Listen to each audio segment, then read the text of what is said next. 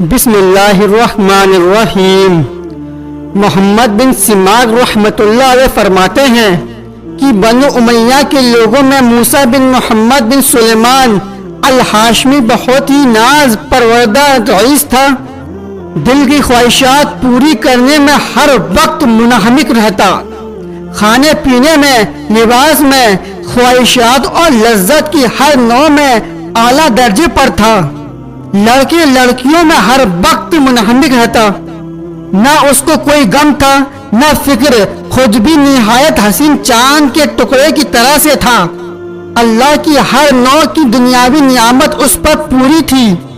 اس کی آمدنی 3,03,000 دینار اشرفیہ سالانہ تھی، جو ساری کی ساری اسی لہو و لعب میں خرچ ہوتی تھی۔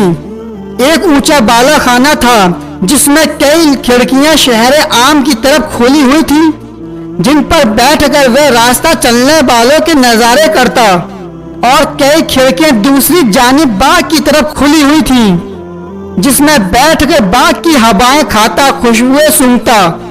اس بالا خانے میں ایک ہاتھی کے دانت کا کبا تھا جو چاندی کی میخوں سے جڑا ہوا تھا، اور سونے کا اس پر جھول تھا۔ اس کے اندر ایک تخت تھا جس پر موتیوں کی چادر تھی، اور اس ہاشمی کے سر پر موتیوں کا جڑا ہوا امامہ تھا۔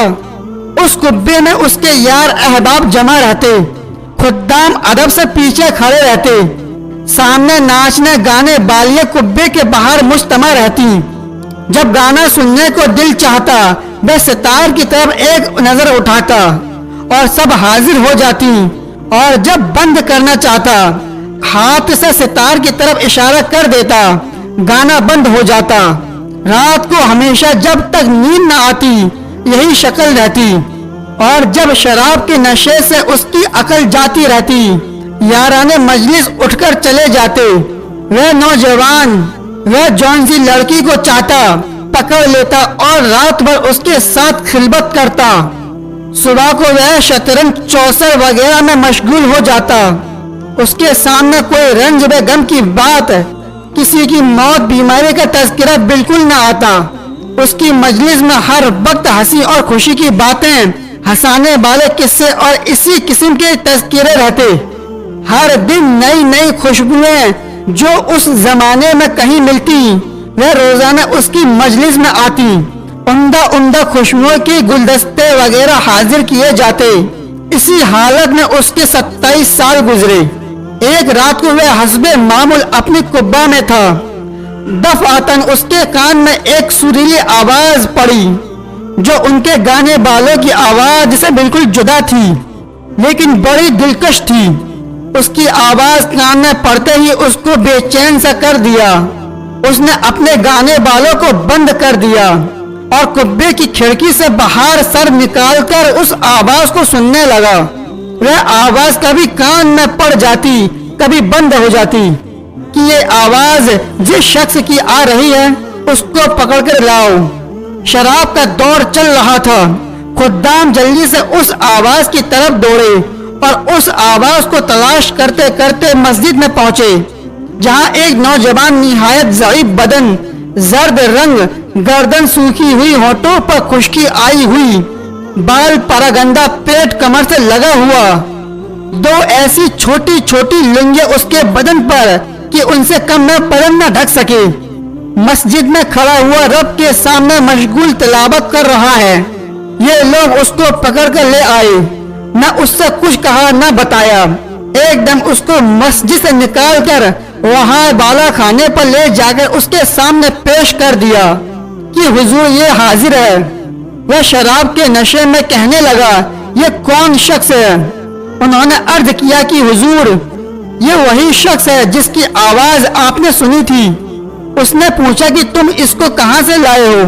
وہ کہنے لگے، حضور مسجد میں تھا، کھڑا ہوا قرآن شریف پڑھ رہا تھا۔ اس رئیس نے اس فقیر سے پوچھا کہ تم کیا پڑھ رہے تھے؟ اس نے اعوذ باللہ پڑھ کر یہ آیتیں بتائیں، جن کا ترجمہ یہ ہے، بے شک نیک لوگ جنت کی نعمتوں میں ہوں گے، مسیریوں پر بیٹھے ہوئے جنت کے عجائب دیکھتے ہوں گے۔ اے مخاطب، تو ان کے چہروں پر نعمتوں کی شادابی سرسبزی محسوس کرے گا۔ اور ان کے پینے کے لیے خالص شراب جس پر مشک کی مہر لگی ہوگی۔ ایک دوسرے پر حرص کرنے والوں کو ایسی ہی چیزوں میں حرص کرنا چاہیے کہ یہ نعمتیں کس کو زیادہ ملتی ہیں اور ان کا ملنا اعمال کی وجہ سے ہوتا ہے، اس لیے ان اعمال میں حرص کرنا چاہیے جن سے یہ نعمتیں حاصل ہوں، اور اس شراب کی آمیزش تسنیم کے پانی سے ہوگی۔ شراب میں کوئی چیز ملائی جاتی ہے تو اس سے اس کا جوش زیادہ ہو جاتا ہے، اور وہ تسنیم جنت کا ایک ایسا چشمہ ہے جس میں مقرب لوگ پانی پیتے ہیں، یعنی اس چشمے کا پانی مقرب لوگوں کو تو خالص ملے گا، اور نیک لوگوں کی شراب میں اس میں سے تھوڑا سا ملا دیا جائے گا۔ اس کے بعد اس فقیر نے کہا، ارے دھوکے میں پڑے ہوئے تیرے اس محل کو، تیرے اس بالا خانے کو، تیرے ان فرشوں کو، ان سے کیا مناسبت؟ یہ بڑی اونچی مسیریاں ہیں جن پر فرش بچھے ہوئے ہیں، ایسے فرش جو بہت بلند ہیں، ان کے استر دبیز ریشم کے ہوں گے۔ وہ لوگ سبز مشبر اور عجیب غریب خوبصورت کپڑوں پر تکیہ لگائے ہوئے ہیں۔ اللہ کا بلی ان مسیریوں پر سے ایسے دو چشموں کو دیکھے گا جو باغوں میں جاری ہوں گے۔ ان دونوں باغوں میں ہر قسم کے میوے کی دو دو قسمیں ہوں گی کہ ایک ہی قسم کے میوے کے دو مزے ہوں گے۔ وہ میوے ختم نہ ہوں گے، نہ ان کی کچھ روک ٹوک ہوگی، جیسا دنیا میں باغ بالے توڑنے سے روکتے ہیں۔ وہ لوگ پسندیدہ زندگی میں بہت بلند مقام پر جنت میں ہوں گے، ایسے عالی مقام جنت میں ہوں گے جہاں کوئی لغو بات نہ سنیں گے۔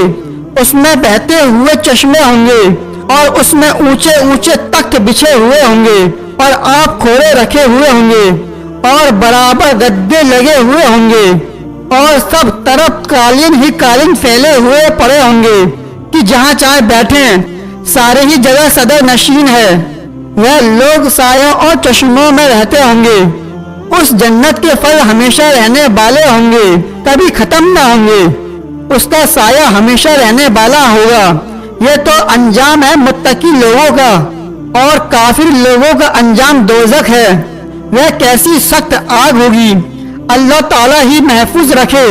بے شک مجرم لوگ جہنم کے عذاب میں ہمیشہ رہیں گے، وہ عذاب کسی وقت بھی ان سے ہلکا نہ کیا جائے گا، اور وہ لوگ اس میں مایوس پڑے رہیں گے۔ بے شک مجرم لوگ بڑی گمراہی اور جنون میں پڑے ہوئے ہیں، ان کو اپنی حماقت اس دن معلوم ہوگی جس دن منہ کے بل گھسیٹ کر جہنم میں پھینک دیے جائیں گے، اور ان سے کہا جائے گا کہ دوزخ کی آگ لگنے، اس میں جلنے کا مزہ چکھو۔ وہ لوگ آگ میں اور کھولتے ہوئے پانی میں اور کالے دھوئے کے سائے میں ہوں گے۔ مجرم آدمی اس بات کی تمنا کرے گا کہ اس دن کے عذاب سے چھوٹنے کے لیے اپنے بیٹوں کو، بیوی کو، بھائی کو اور سارے کنبے کو جن میں وہ رہتا تھا، اور تمام روح زمین کے آدمیوں کو اپنے فدیے میں دے دے، پر کسی طرح عذاب سے بچ جائے۔ لیکن یہ ہرگز ہرگز نہ ہوگا۔ وہ آگ ایسی شعلوں والی ہے کہ بدن کی خال تک اتار دے گی، اور وہ آگ ایسے شخص کو خود بلاوے گی جس نے دنیا میں حق سے پیٹ پھیری ہوگی، اور اللہ تعالیٰ کی اطاعت سے بے رخی کی ہوگی، اور ناحق مال جمع کیا ہوگا اور اس کو اٹھا کر حفاظت سے رکھا ہوگا۔ یہ شخص نہایت سخت مشقت میں ہوگا اور نہایت سخت عذاب میں، اور اللہ تعالیٰ شانہ کے غصے میں ہوگا، اور یہ لوگ اس عذاب سے کبھی نکلنے والے نہیں ہوں گے۔ اس کلام میں اس فقیر نے جنت اور دوزخ کی بہت سی آیات کی طرف اشارہ کر دیا۔ وہ ہاشمی رئیس فقیر کا کلام سن کر اپنی جگہ سے اٹھا اور فقیر سے معاندہ کیا، اور خوب چلا کر رویا، اور اپنے سب اہل مجلس کو کہہ دیا کہ تم سب چلے جاؤ، اور فقیر کو ساتھ لے کر صحن میں گیا، اور ایک بولیے پر بیٹھ گیا، اور اپنی جوانی پر نوحہ کرتا رہا، اپنی حالت پر روتا رہا، اور فقیر اس کو نصیحت کرتا رہا یہاں تک کہ صبح ہو گئی۔ اس نے اپنے سب گناہوں سے اول فقیر کے سامنے توبہ کی، اور اللہ تعالی شانہ سے اس کا عہد کیا آئندہ کبھی کوئی گناہ نہیں کرے گا۔ پھر دوبارہ دن میں سارے مجمع کے سامنے توبہ کی، اور مسجد کا کونا سنبھال کر اللہ تعالی شانہ کی عبادت میں مشغول ہو گیا اور اپنا وہ سارا ساز و سامان مال متا سب فروخت کر کے صدقہ کر دیا اور تمام نوکروں کو موقوف کر دیا اور جتنی چیزیں ظلم و ستم سے لی تھی سب اہل حق کو واپس کر دی، غلام اور باندیوں میں سے بہت سے آزاد کیے اور بہت سے فروخت کر کے ان کی قیمت صدقہ کر دی اور موٹا لباس اور جوں کی روٹی اختیار کی، تمام رات نماز پڑھتا، دن کو روزہ رکھتا، حتیٰ کہ بزرگ اور نیک لوگ اس کے پاس اس کی زیارت کو آنے لگے اور اتنا مجاہدہ اس نے شروع کر دیا کہ لوگ اس کو اپنے حال پر رحم کھانے کی اور مشقت میں کمی کرنے کی فرمائش کرتے اور اس کو سمجھاتے کہ حق تعالی شانہ نہایت کریم ہے، وہ تھوڑی محنت پر بہت زیادہ اجر فرماتا ہے، مگر وہ کہتا کہ دوستوں میرا حال مجھے کو معلوم ہے، میں نے اپنے مولا کی رات دن نافرمانیاں کی ہیں، وہ سخت سخت گناہ کیے ہیں، یہ کہہ کے وہ رونے لگتا اور خوب روتا۔ اسی حالت میں ننگے پاؤں پیدل حج کو گیا، ایک موٹا کپڑا بدن پر تھا، ایک پیالہ اور ایک تھیلا صرف ساتھ تھا۔ اسی حالت میں مکہ مکرمہ پہنچا اور حج کے بعد وہی قیام کر لیا۔